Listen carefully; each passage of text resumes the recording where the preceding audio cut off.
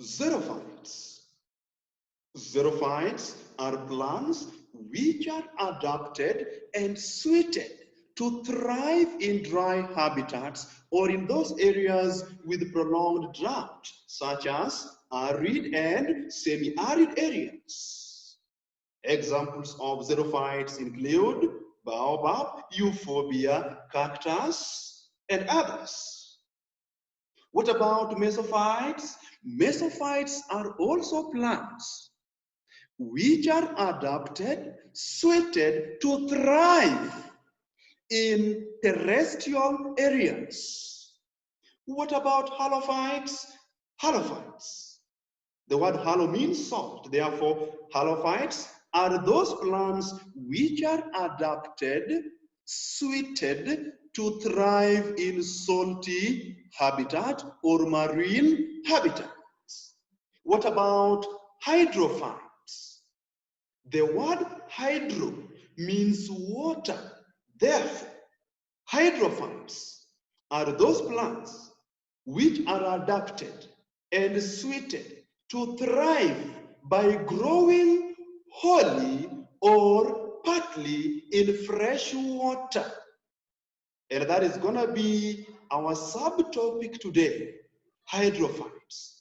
I welcome you in a very special way to this lesson so that we may understand one by one what is meant by the term hydrophytes and how they are adapted. Therefore, students, by the end of the lesson, you should be able to know the meaning of hydrophytes, examples of hydrophytes, and how they are suited, adapted to thrive in fresh water. So I want to share some slides so that we may understand and comprehend step by step the study about hydrophytes.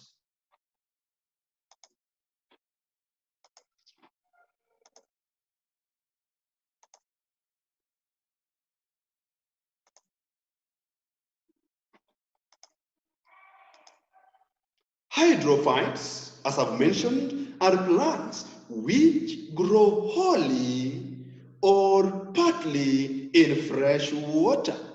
What are the examples of hydrophytes? We have duckweed, water lettuce, we have water lily, we have papyrus. Those are the examples of hydrophytes. Now, hydrophytes can grow by having them being emerged, that is being raised on water, or submerged in water. Allow me to reiterate, hydrophytes can be emergent or submergent. They can be emerged or submerged in water. They can be emerged or submerged. So I want us to look at pictorial representation of some of the selected hydrophytes. And we have number one, we have duckweed. So duckweed, as you can see, duckweeds are having the flower or the flowers raised above the water, and you can see the leaves are broad, the leaves are large. And by the way, duckweeds are numerous. You can see this individual here is surrounded by numerous duckweed, which are closely packed together. And you can see some ducks are swimming in water, and as they swim, they leave behind some paths. And evident that duckweeds are numerous. We also have water lilies. Water lilies are of different species. We have those ones having flowers of this kind. Some have got flowers of this kind, and you can see some have got flowers of this kind. So water lilies are also hydrophytes. You can see the leaves are broad, and you can see the flowers are raised above water for pollination. What about papyrus? What about papyrus? You can see they also grow in water, having their leaves dissected for maximum for maximum absorption of light or to trap light in abundance. So learners, I want us to look at the adaptations of hydrophytes. Most emergent hydrophytes have got broad leaves. By the way, students, the openings that are found in the leaves are known as stomata in plural, in singular stoma. You can see we have stoma here. So when the leaf is broad and large, it means there are numerous stomata. But if the leaf is very small, it means there are a few number of stomata. But students, remember, hydrophytes thrive in water. It means there is increased rate of transpiration. And for that matter, there must be high number of stomata to ensure that there is high rate of what? Transpiration. And again, remember, gaseous exchange occurs through the stomata, and therefore there must be increased number of stomata found in the broadleaves for maximum gaseous exchange. Now back to Form 2, a topic that is transport of in plants and animals. We were taught what is meant by the term transpiration, that is the loss of excess water from the plants. Now, excess water can be lost through stomata, that is stomatal transpiration, and some can be lost through the cuticle, that is a cuticular transpiration, and some can be through the lenticels. But in this case, since hydrophytes are having broad leaves with numerous stomata, it means the only typical transpiration that we should have our mind focused on is none other than stomatal transpiration. Therefore, we can say most emerged hydrophytes, remember, when you're answering the questions based on the adaptation, you must have this format: name, structure, function. We must see the name, that is hydrophytes. We must see the part or the organ that is functional to make that hydrophyte to be adapted. Therefore, the organ in this case is the leaf. So we say most emerged hydrophytes have got broad leaves with numerous stomata for maximum gaseous exchange and stomatal transpiration. Allow me to reiterate. Most hydrophytes which are emerged have got broad leaves with numerous stomata for both maximum gaseous exchange and stomatal transpiration. And you can see the leaves are broad. Another adaptation of some hydrophytes is the presence of parenchyma tissue. Parenchyma tissues have got large airspace known as intercellular space. Now, these large air spaces in parenchyma tissues, when they are filled with air, it means the volume increases. And remember, in science or in physics, when the volume increases, it means the density reduces. And when the density reduces, then that particular material or container that is having the air or the tissue will be light. Remember, these hydrophytes, most of them are floating on water. It means they are supposed to be light and buoyant.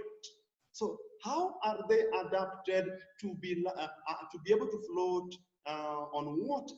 They have a parenchyma tissue with a large intercellular space filled with air that makes them to be buoyant by reducing the density.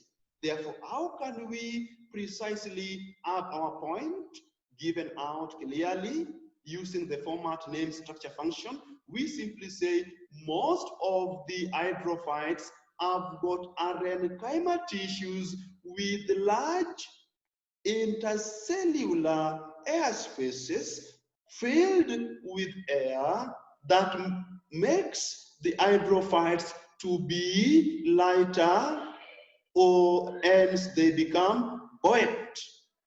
Allow me to reiterate. Most hydrophytes have got parenchyma tissues with intercellular space. You can see here. Intercellular space filled with air that reduces the density and making the hydrophytes to be buoyant, thus they are able to float.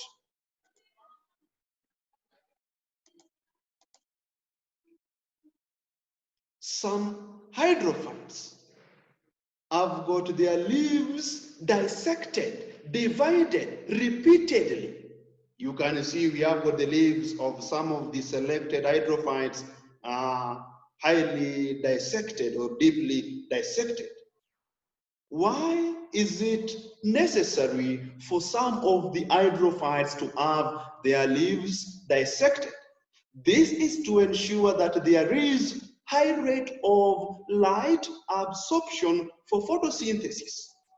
Remember, plants need food for them to undergo respiration to enable them to survive. Therefore, there must be food. And remember, photosynthesis is the process by which green plants make their own food by utilizing simple raw materials such as carbon dioxide and water in the presence of sunlight.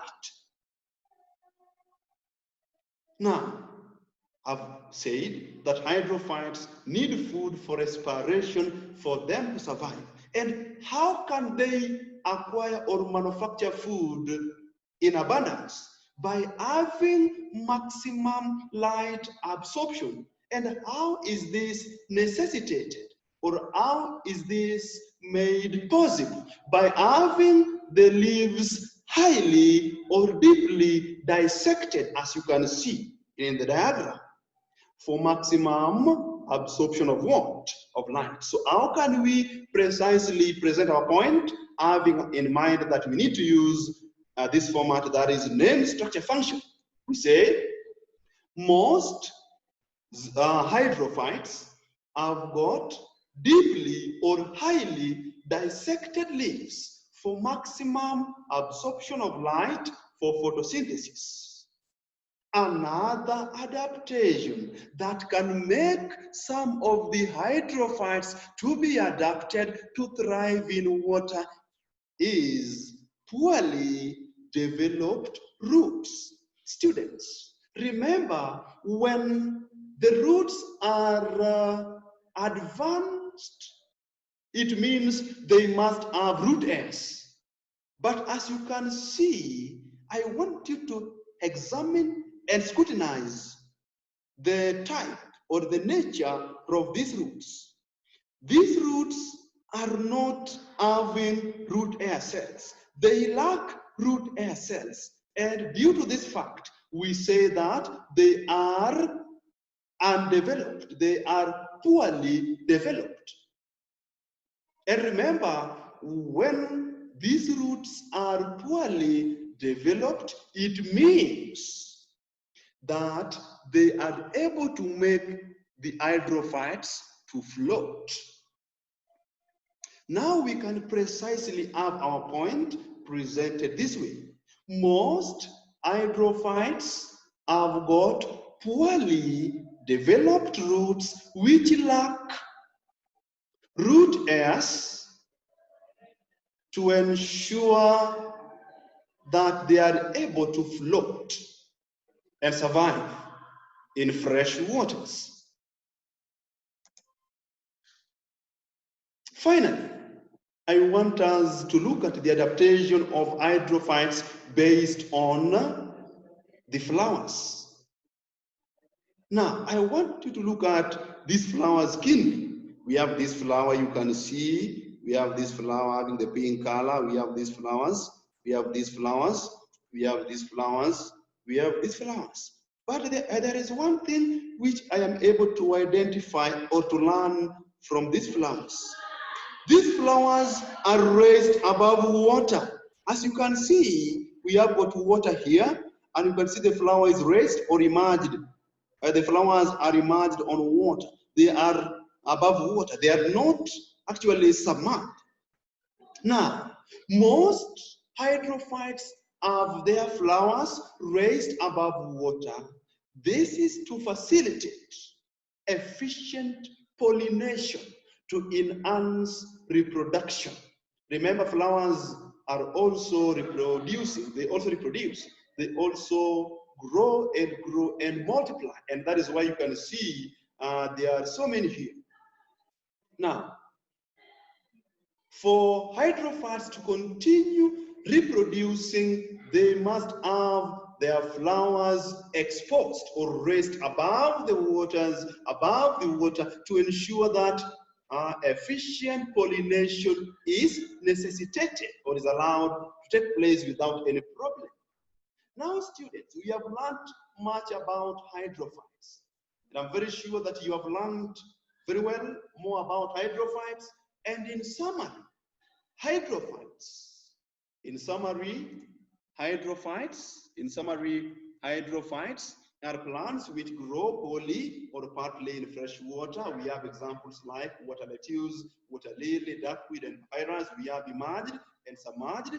We also have the diagrams for duckweeds. We have water lilies. I said they are of different species. You can see the flowers are different, are unique. And again, we have a papyrus, adaptations of hydrophytes learners. We have broadleaves. I've explained that deeply. We have the presence of parenchyma, and again we have most hydrophytes have got dissected leaves. You can see the leaves are highly dissected. And again, we have most hydrophytes have got poorly developed roots. And I said that when the roots are poorly developed, it means they lack root hairs. This facilitates or enables them to do what? To float in water, or for efficient absorption of water. And again, we have flowers. Flowers are raised above water. This is to ensure that there is efficient pollination of these flowers as they undergo a transfer of pollen grains from one flower to another. And this is very important. So student, we have come to the end of our lesson. I'm very sure that you have understood a lot in this lesson. May God bless you. I wish you all the best. Welcome again to our next lessons. May God bless you. Stay safe at this time of coronavirus, and may God shower you with blessings abundant. May God bless you.